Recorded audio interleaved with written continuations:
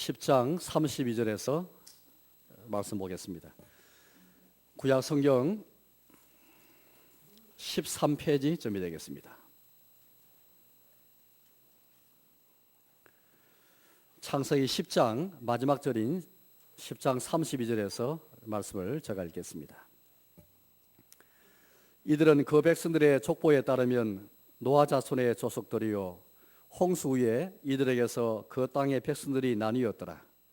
온 땅의 언어가 하나요 말이 하나였더라. 이에 그들이 동방으로 옮기다가 신할 평지를 만나 거기 거류하며 서로 말하되 자 벽돌을 만들어 견고히 굽자 하고 이에 벽돌로 돌을 대신하며 역청으로 진흙을 대신하고 또 말하되 자 성읍과 탑을 건설하여 또 탑 꼭대기를 하늘에 닿게 하여 우리 이름을 내고 온 주변의 흩어짐을 면하자 하였더니 여호와께서 사람들이 건설하는 그 성읍과 탑을 보려고 내려오셨더라.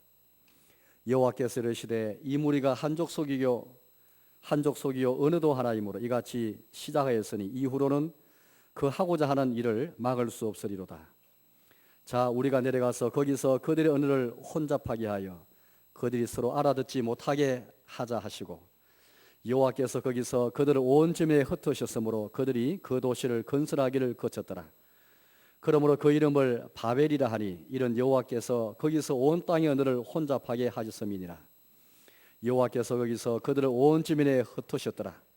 셈의 족보는 이러하니라. 셈은 100세 곧 홍수 2년에 아르박삿을 낳았고 아르박삿을 낳은 후에 500년을 지내며 자녀를 낳았으며 아르박삿은 35세에 셀라를 낳았고 셀라를 낳은 후에 403년을 지내며 자녀를 낳았으며 셀라는 30세에 에벨을 낳았고 에벨을 낳은 후에 303년을 지내며 자녀를 낳았으며 에벨은 34세에 벨렉을 낳았고 벨렉을 낳은 후에 430년을 지내며 자녀를 낳았으며 벨렉은 30세에 너우를 낳았고 너우를 낳은 후에 209년을 지내며 자녀를 낳았으며 너우는 32세에 서룩을 낳았고 서룩을 낳은 후에 207년을 지내며 자녀를 낳았으며 서룩은 30세에 나홀을 낳았고 나홀을 낳은 후에 200년을 지내며 자녀를 낳았으며 나홀은 29세에 데라를 낳았고 데라를 낳은 후에 119년을 지내며 자녀를 낳았으며 데라는 70세에 아브라함과 나홀과 하란을 낳았더라. 데라의 족보는 이러하니라. 데라는 아브라함과 나홀과 하란을 낳고 하란은 롯을 낳았으며 하란은 그 아비 데라보다 먼저 고향 갈대인의 우르에서 죽었더라. 아브라함과 나홀이 장가들었으니 아브라함의 아내의 이름은 사레이며 나홀의 아내의 이름은 밀가니 하란의 딸이요 하란은 밀가의 아버지이며 또 이스가의 아버지더라. 사레는 임신하지 못함으로 자식이 없었더라.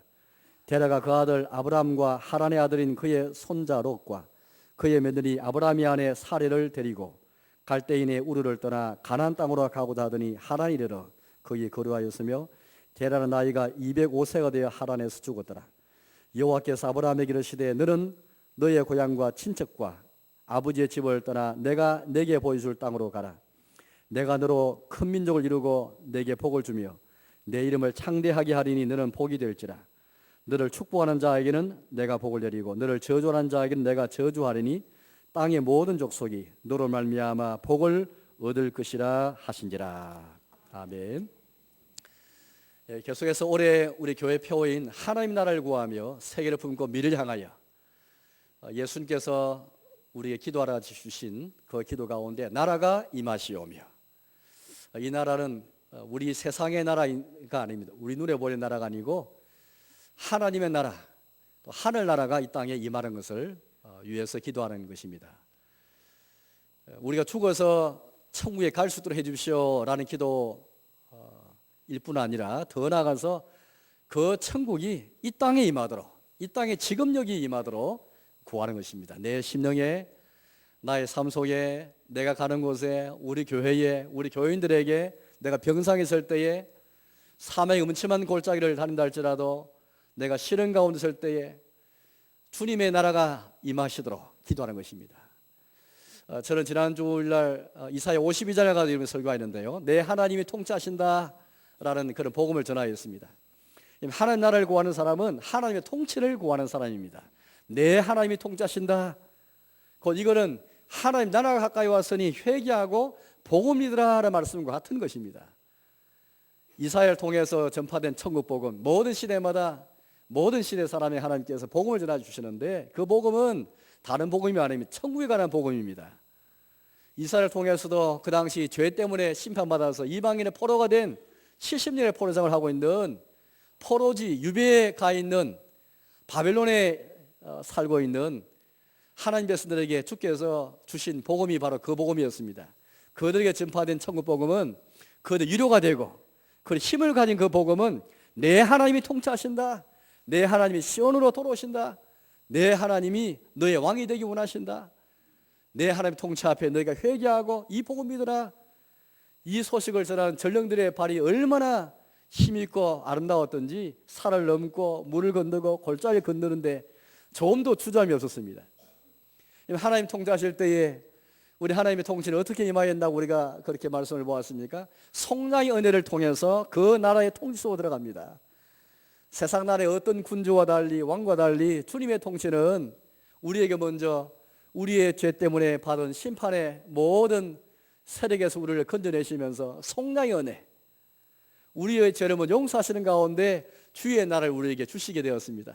이제 오늘 우리는 예수님을 통해서 그 성령의 은혜, 죄 사함의 은혜를 받고 있지 않습니까? 하나님께서 우리를 흑암의 권세에서 건져내어서 하나님의 아들, 사랑의 아들 나라 옮기실 때에 성령, 죄 사함의 은혜를 먼저 허락하신 다음에 그 나라로 우리를 옮기시고 그 나라 백성되게 하시고 그 나라의 통치 가운데 제일 먼저 주님의 의의 옷을 입게 해주셔서 아름다운 옷을 입게 해주시고 먼지 티끌에서 털어버리게 하시고 종려한 자로 앉게 해주시고 종기를 회복해 해주시고 우리 목의 줄을 다 끊어버리시는 가운데 참자를 주시게 되었습니다. 이것이 주님의 통치에 임할 때 이루어지는 천국의 모습이었죠.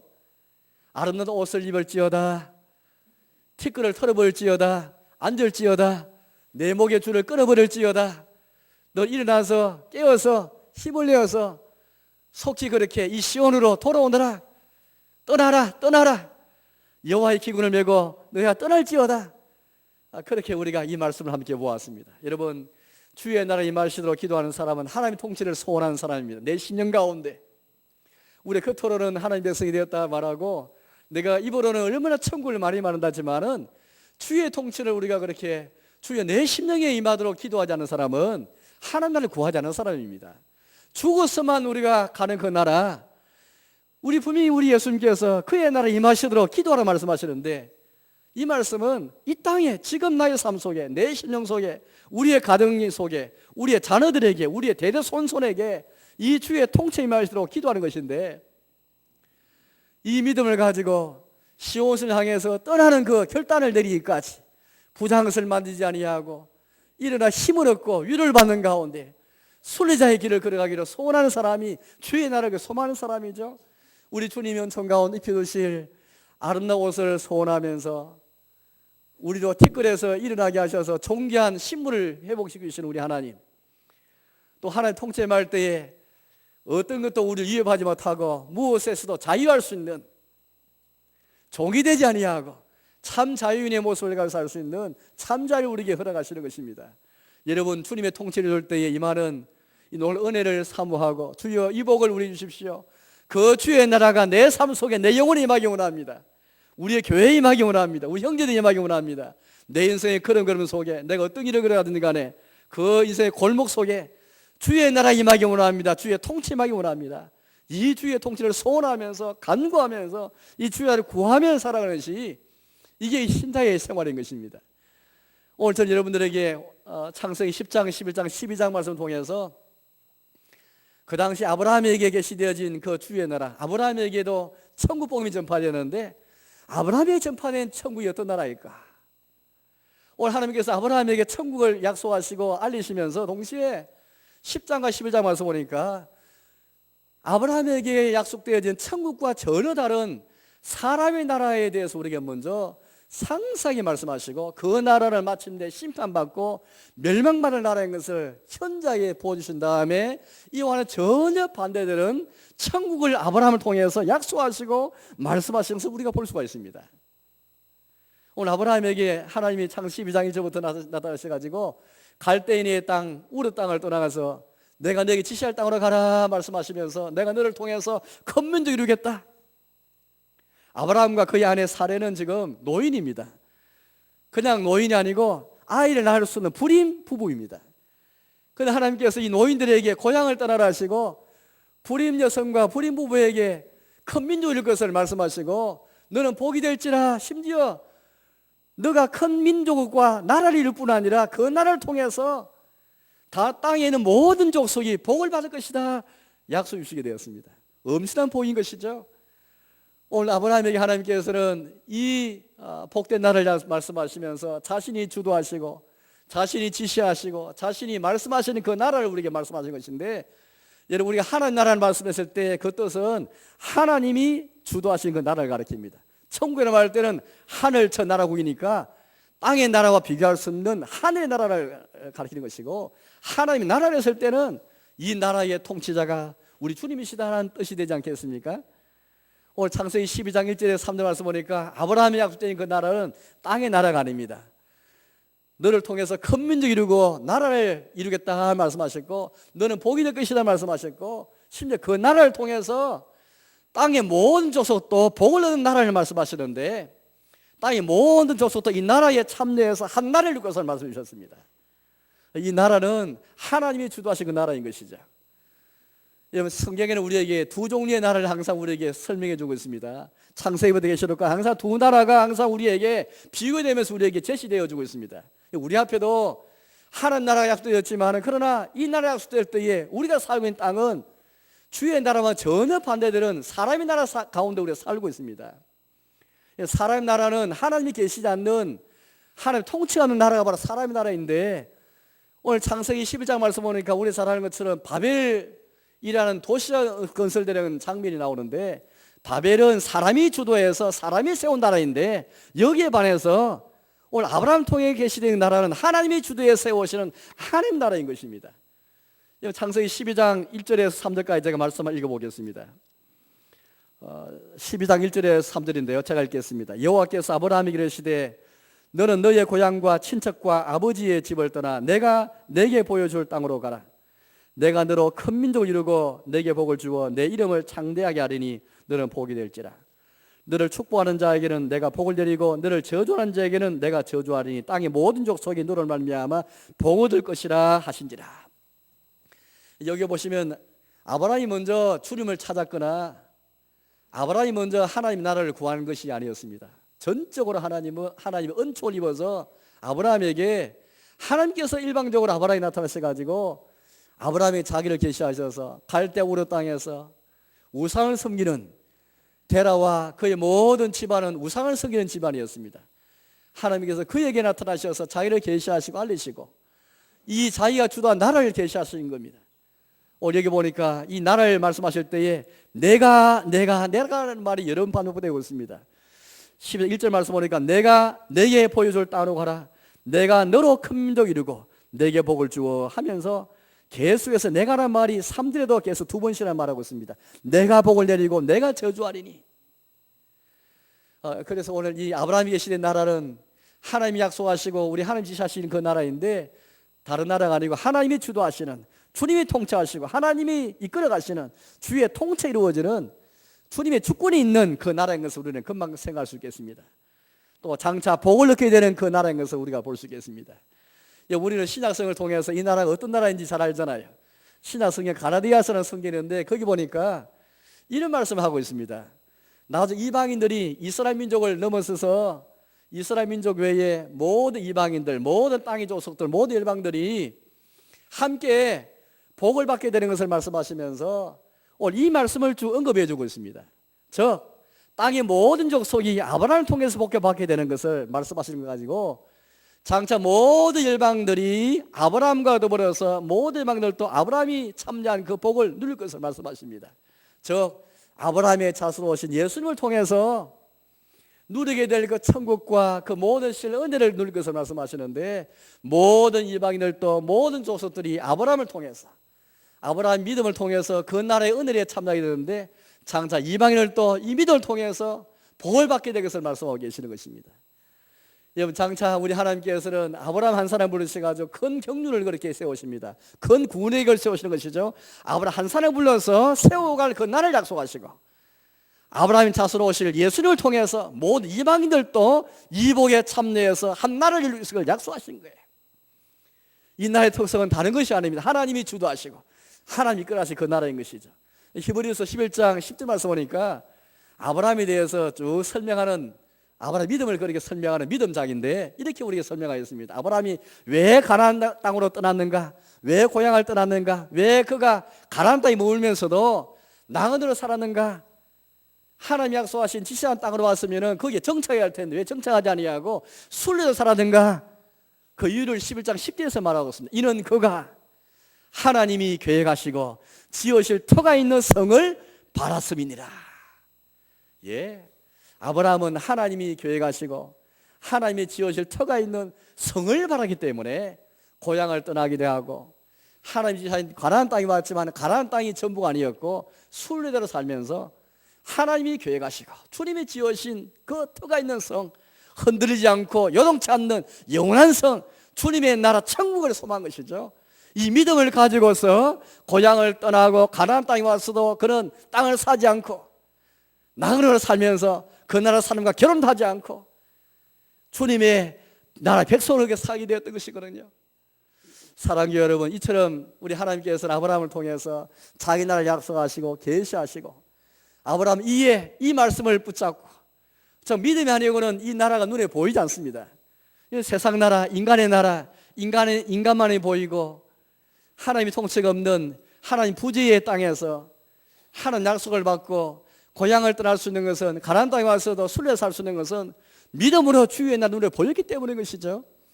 그 말씀 의지해서 아브라함은 떠났고 믿음으로 주의 나라를 바라오면서 그 주의 나라 약속을 받고서 유한을 받고 소망을 가지며 그를 살아왔던 것입니다. 여기에 오늘 하나님께서 아브라함 통해서 이 주의 나라 약속하셨지만은, 그러나 사실은 이 나라는 그냥 아무런 배경 없이 주어진 그 나라가 아니었습니다. 우리가 잘 아는 것처럼 창세기 11장 말씀 보니까 바벨 건설을 통해서 인간의 나라가 어떤 나라인지 우리에게 잘 보여주고 있습니다. 성경을 한번 찾아보겠습니다. 11장 말씀 읽어보겠습니다. 창세기 11장 1절에서 4절까지를 제가 읽어보겠습니다. 11장 1절입니다. 온 땅의 언어가 하나요 말이 하나였더라. 이에 그들이 동방으로 옮기다가 신할 평지를 만나 거기 거류하며 서로 말하되 자 벽돌을 만들며 견고히 굽자 하고, 이에 벽돌로 돌을 대신하며 역청으로 진흙을 대신하고, 또 말하되 자 성읍과 탑을 건설하여 또 탑 꼭대기를 하늘에 닿게 하여 우리 이름을 내고 온 지면에 흩어짐을 면하자 하였더니. 본래 노아 홍수 이후에 모든 사람들은 이제 노아 가족밖에 남았지 않았지 않습니까? 하나님께서 온 인류를 다 홍수로 심판하시고 이제 노아 가족만 남게 되었습니다. 노아의 가족, 노아에게 세 아들이 있지 않습니까? 셈, 함, 야벳 세 아들이 있습니다. 이 세 아들의 후손을 통해서 쭉 앞으로 이제 여러 언어, 여러 종교, 여러 나라가 나눠지게 될 것인데, 그러나 그 전에는 언어가 하나였고 말이 하나였더랬습니다. 언제 노아의 세 후손을 통해서 언어가 갈라지고 세상이 나눠지면서 종족이 나눠지고 또 국가가 그렇게 나눠지면서 또 이렇게 종족과 민족이 나눠질 것일까요? 어떤 사건이 있었던 것일까요? 언어와 종족이 나눠진 것은 그냥 자연스러운 일이 아니었습니다. 우리처럼 뭐 강 때문에 산 때문에 뭐 지역이 나뉘어지고 나라가 나눠진 것이 아니었습니다.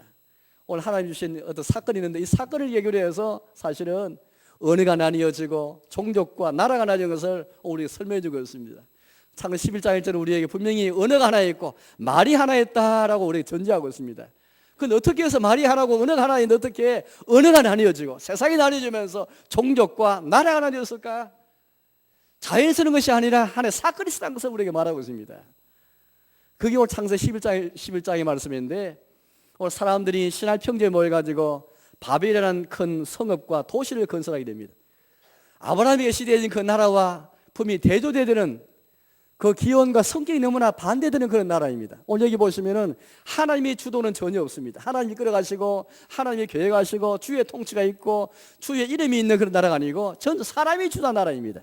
우리만 한글 성경에는 잘 나와 있지 않지만은 2절과 3절 말씀 보니까 이런 말씀이 있습니다. 3절 말씀 보니까요, 서로 말하되 자 벽돌을 만들었을 때에 벽돌 앞에 우리란 말이 빠져 있습니다. 자 우리가 벽돌을 만들어 견고히 굽자 하고, 4절도 마찬가지인데요. 또 말하되 자 우리가 성읍과 탑을 건설하여, 중간에 보니까 우리 이름을 내고 그렇게 말하고 있습니다. 원문에 보면은 우리라는 말이 3번 그렇게 나오는데 우리말 성경에는 한 번밖에 나와 있지 않습니다. 이거 창세기 12장에 나와서 아브라함이 말씀하신 그 나라, 분명히 반대들은 아브라함이 약속된 그 나라는 하나님이 주도하신 나라로서 내가 너로 복을 내리고 내가 너를 저주하고 내가 너로 큰 민족을 이루고 하시면서 하나님이 계획하시고 하나님 지으실 터가 있는 성, 그 나라에 있는데 오늘 바벨이라는 큰 성읍, 이 건설된 큰 도시는 사람이 주도해 사람이 이끌어가는 그 나라인 것입니다. 우리가 벽돌을 굽고 우리가 성읍과 탑을 건설하여서 우리 이름을 내고 그렇게 말하고 있습니다. 여기는 하나님의 이름이 전혀 나와 있지 않습니다. 하나님이 통치하시고 주님이 지으시는 그 나라에 전혀 마음이 없습니다. 사람이 주인이 되어서 사람이 자율적인 주권을 가지고서 건설하고 지어가는 그런 나라인 것입니다. 그런 성읍인 것을 우리 금방 볼 수 있겠습니다. 창세기 기자는 우리에게 이 두 나라를 날카롭게 대조해서 보여주는 것입니다. 아브라함이 부름받았을 때에 그 약속받은 그 나라는 이런 배경 속에서 주의 나라 약속되어진 것입니다. 오늘 저희 여러분들이 천국 복음을 듣고 우리 약속된 천국의 복음을 받을 때 우리가 살아있는 땅은 천국에 무관하고 천국에 관심이 없는 세상 나라 한복판에서 천국의 백성으로 부름받은 것을 기억해야 되겠습니다. 오늘 말씀 보시면은 우리나라 빠지는 것을 제가 말씀드렸는데 인간이 주는 나라일 뿐 아니라 여기 이렇게 또 우리에게 말하고 있습니다. 4절 말씀 보니까 이렇게 우리 말씀하는데요. 자 성읍과 탑을 건설하여 또 탑 꼭대기를 하늘에 닿게 하여. 건설하는 두 개입니다. 하나는 큰 성읍이었고 또 하나 탑을 그렇게 세웠습니다. 심지어 탑을 세울 때 탑 꼭대기를 하늘에 닿게 하자 그렇게 말하고 있습니다. 이 말은 굉장히 상징적인 말인데 이것은 하나님에게 도전하는 말이죠. 하나님과 방불이 하나님과 그렇게 맞먹는, 하나님께 도전하는 그런 표현인 것입니다.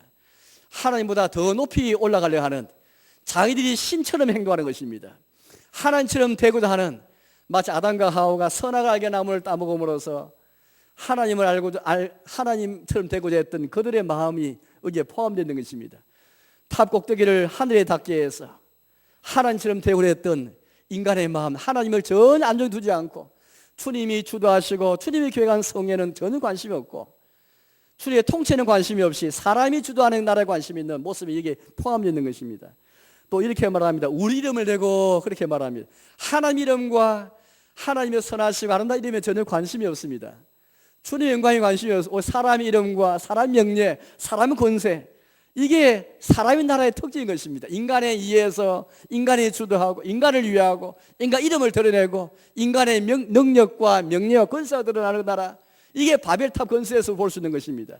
또 이렇게 말합니다. 온 지면에 흩어질면 하자. 우리 하나님은 사람을 지으신 다음에 너희가 생육하고 번성해서 땅에 충만하라, 땅을 정복하라 말씀해 주셨습니다. 그러게 자기 나라가 건설해서 말씀하시는데 오늘 여기 보니까 하나님 명예에 불순종하는 모습을 볼 수 있겠죠. 흩어짐을 면하기 위해서 성을 건설하고 꼭 탑을 그리 건설하는 것이죠.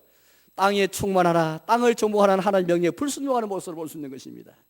이게 바로 바벨이라는 성읍의 건설이었고 이게 인간의 나라의 특성이 무엇인지를 잘 설명해 주고 있습니다.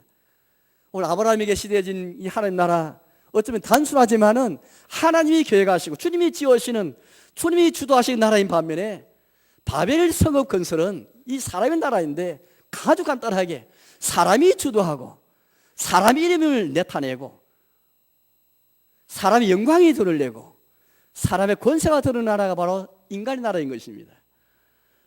그러나 마침내 하나님께서는 삼일체 하나님께서 내려오셔서 언어를 혼잡하게 해버리시고 칠면에 흩어버리시면서 심판하는 것을 보게 되는 것입니다. 오늘 우리 여기서 큰 교훈을 받게 되는데 오늘 저와 여러분들이 이 사람의 나라를 바라보면서 우리가 주의 나라를 구하는 가운데 주의 나라가 어떻게 해서 인간의 나라와 반대되는 나라인가? 어떻게 사람의 나라가 하나님의 나라와 반대되는 나라인가? 극명하게 반대되는 나라인 것을 우리가 인식하는 가운데 하나님의 나라를 구해야 되지, 아무 생각 없이 주의 나라를 구하게 될 때 우리도 모르는 사이에 인간의 나라를 세우는 원리와 질서가 우리의 삶 속에 들어올 가능성이 많습니다. 혹시 우리는 주의 나라를 건설한다 하면서 주의 나라를 배우고 살아간다 하면서 주의 이름을 드러내기보다는, 하나님의 영광을 드러내기보다는 우리 이름을 드러내기 원하고 사람 영광이 드러내기 원하고 사람의 권세가 나타나고 사람이 주도하고 주의 뜻을 무관하고 주님의 인도하심을 따르지 아니하고 하나님께 순종하기보다는 우리 사람이 생각대로 사람의 의지를 가지고 이끌어가는 우리 그런 나라를 건설하고 있지 않습니까? 우리가 건설하기 원하는 것은 하는 나라이지만 그러나 우리도 모르게 어느 사이에 우리 삶 속에서 혹시 바벨을 건설하고 있지는 않습니까? 하나님의 나라보다는 사람의 나라를 건설하고 있지 않습니까? 우리 신앙생활에서 우리 교회 생활에서 사람 이름을 드러낸다면 사람의 명예에 관심만 하면 사람의 뜻에 대해 관심만 타면 겉으로는 하는 나라를 운운하지만 실제 우리의 삶은 우리의 심령에는 주의 나라가 임한 것이 아니고 사람의 나라가 임하게 되는 것입니다. 인류가 어떻게 해서 나뉘어야 되었을까? 세상이 어떻게 나뉘어지고 분열되었을까? 우리에게는 분명히 너무너무 설명을 잘하고 있는 것입니다. 장차 우리 사람의 나라는 언젠가 멸망하게 되고 심판받게 될 것입니다. 하나님 심판 아래에서 분열하게 될 것을 우리에게 미리 말씀하신 것이죠. 10장 말씀 보니까 우리에게 10장 말씀은 족보에 관한 말씀인데 참 어려운 그런 말씀이 되겠습니다. 이번 제가 10장 1절을 한번 읽어보겠습니다. 창세 10장인데요 1절입니다. 이렇게 우리에게 말씀하십니다. 노아의 아들 셈과 함과 야벳의 족보는 이러하니라. 홍수 위에 그들이 그의 아들들을 낳았으니. 노아의 아들 셈과 함과 야벳을 말하면서 이 세 아들의 후손을 쭉 설명하고 있습니다. 그들의 족보를 쭉 설명한 것이 10장의 내용이 되겠습니다.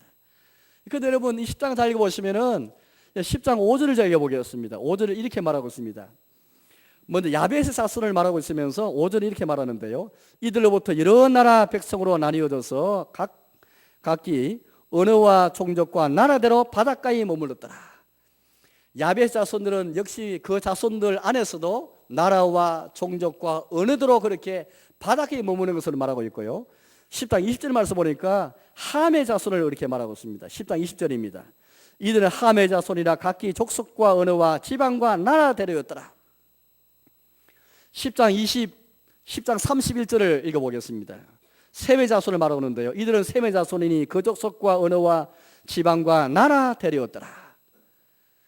이와 같이 10장은 셈과 함과 야벳이라는 자손의 족보를 말하고 있으면서 각 자손들이 언어와 종족과 나라대로 나뉘어 것을 우리에게 말하고 있습니다.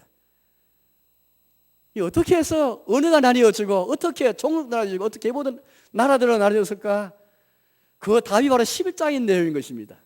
그냥 자연스럽게 자연의 지형과 자연의 어떤 걸 통해서 언어와 종족과 나라가 구분된 것이 아니고 분열된 것이 아니고 바벨탑 건설을 통해서 하나님 심판을 받아서 언어가 혼잡하게 되어지고 분열된 것을 말씀하고 있는 것입니다.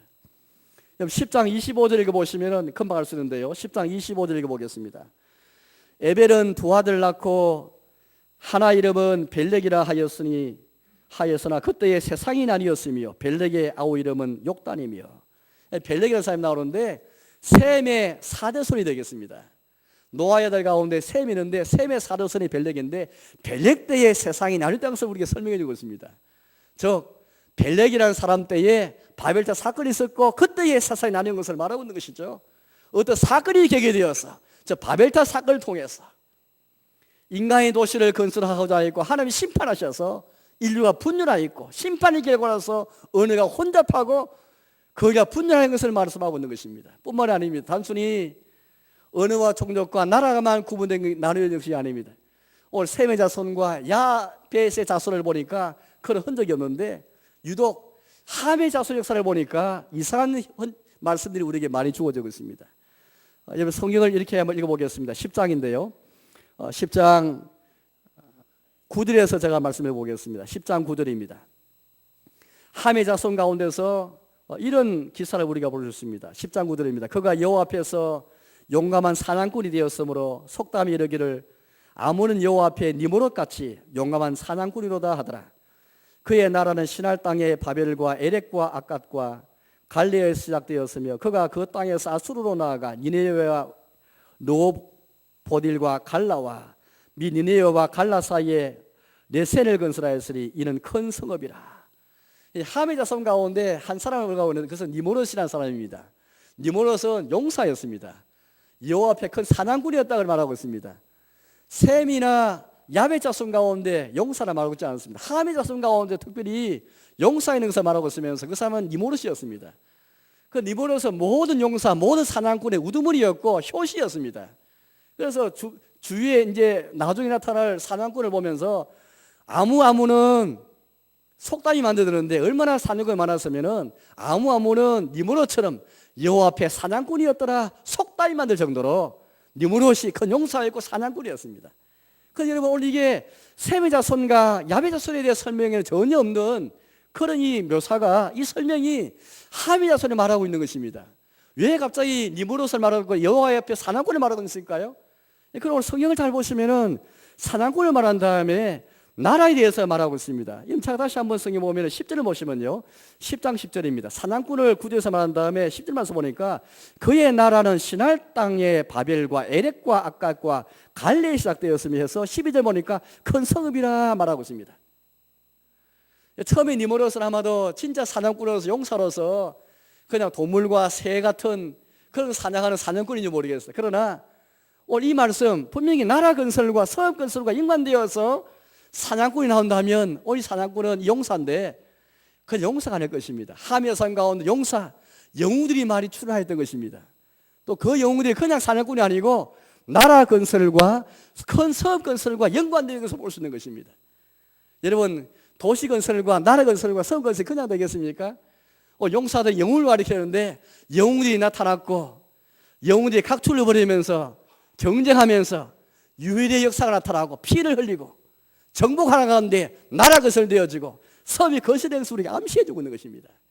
이 말씀은 셈의 후손들에게 야벳 수들이 나타나지 않는 그런 모사들인 것이 오히려 함의 자손들에게서만 사냥꾼 이동 말하던 것을 말하면서 영웅들이 출현하였고 영웅들이 출현해서 나라 건설되었고 섬이 건설되는 가운데 쭉 역사가 이어진 것을 우리에게 설명해 주고 있는 것입니다. 여러분 이 말씀이 무슨 말씀인 것일까요?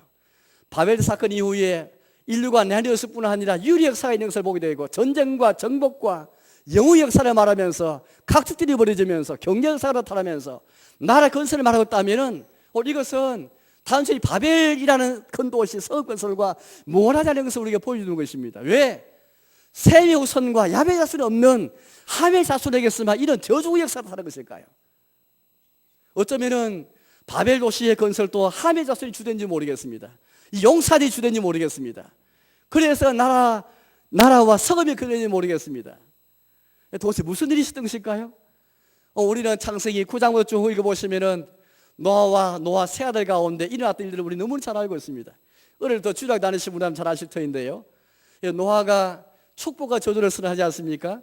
셈과 야벳 두 아들에게는 축복을 선언하고 함에게는 저주를 선언하게 됩니다.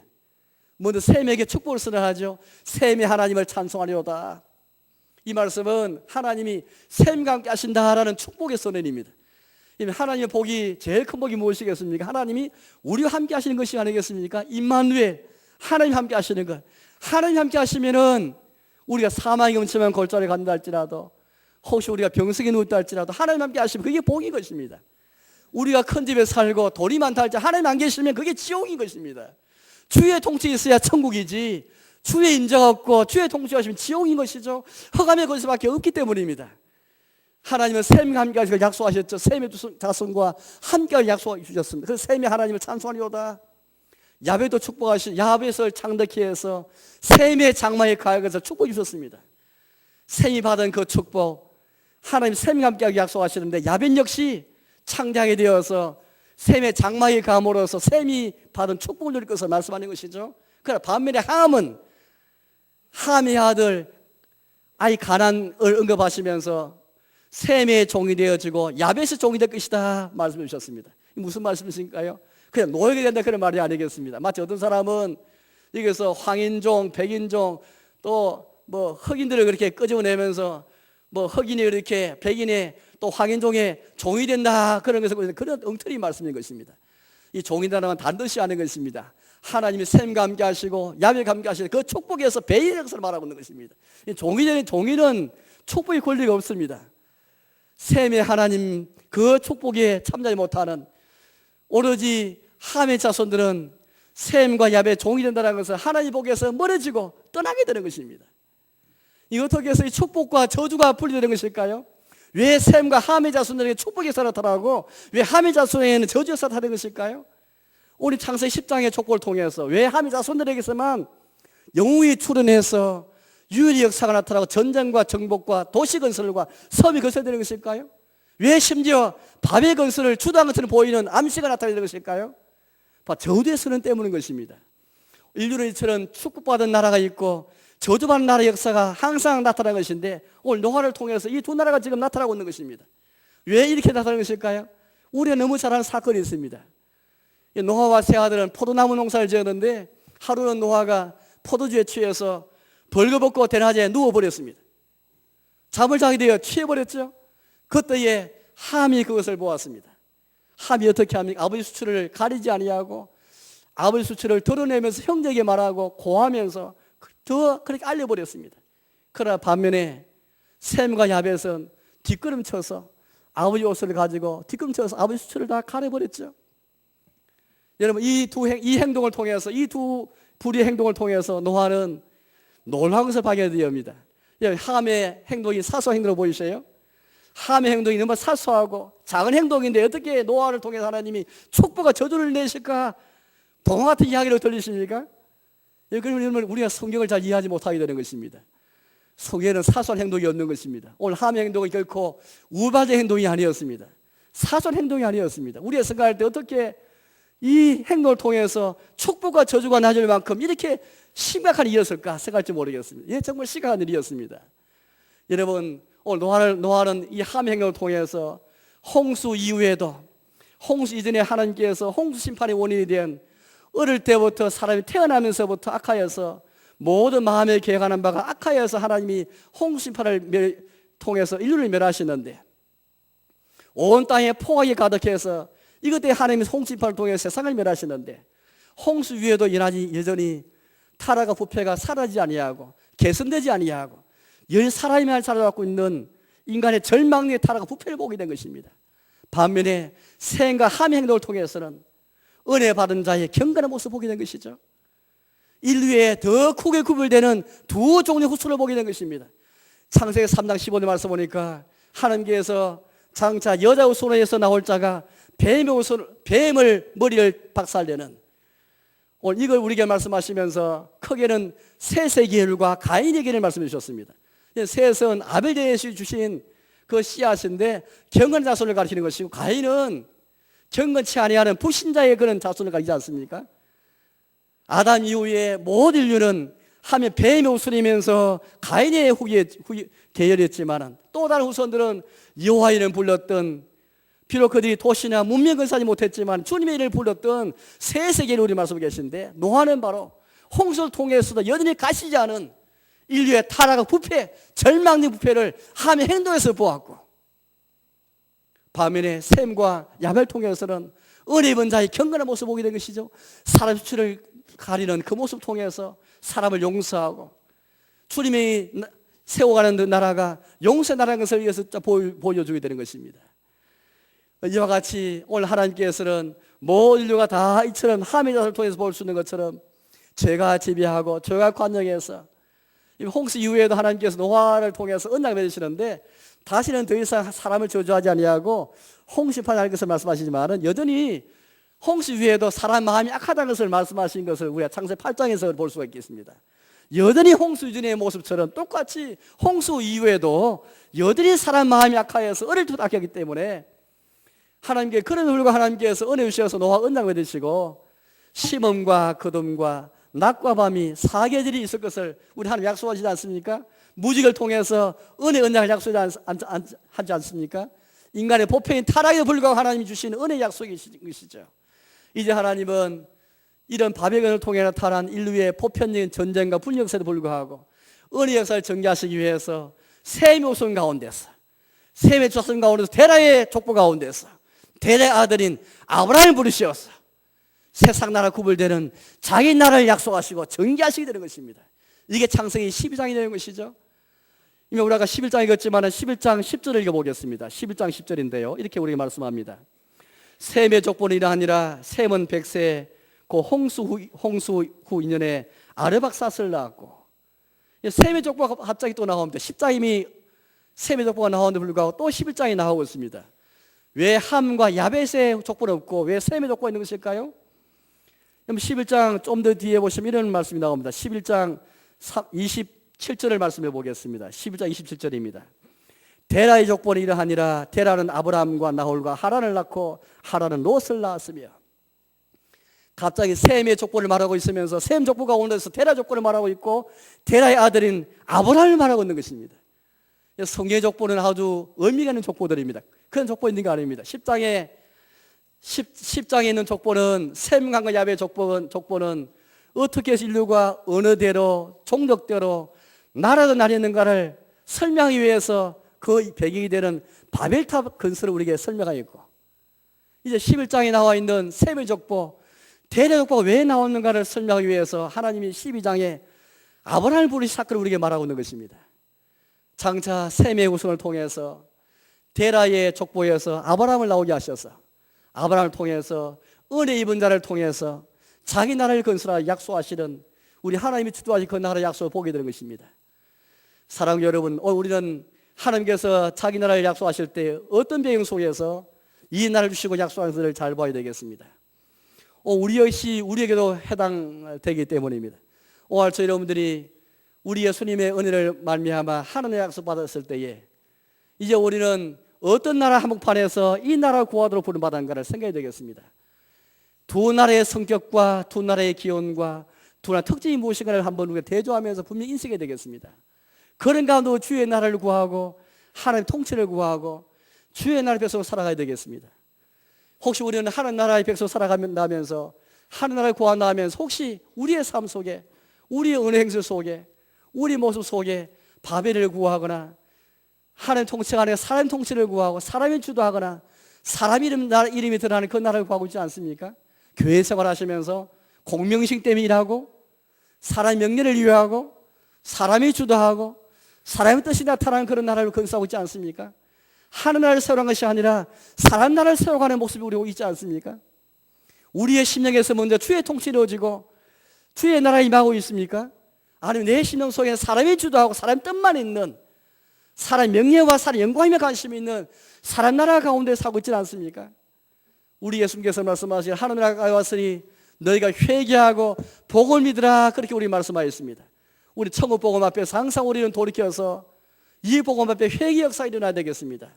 천국 복음 될 때 우리는 믿음으로 받을 때 받기 전에 먼저 하나님 아버지, 내가 천국 백성 부름받았지만 지금까지 천국 백성 살지 아니하고 주의 통치를 구하지 아니하고 사람 나라를 구하고 사람 나라를 건설했던, 사람의 이름을 드러냈던, 사람의 권세를 드러냈던 우리 모두 불신 용서해 주시기 바랍니다. 이 회개 역사를 살아야 되는 것이, 그런 가운데 천국을 믿는 것이 우리 신자의 신앙생활인 것입니다. 이제 말씀 맺도록 하겠습니다.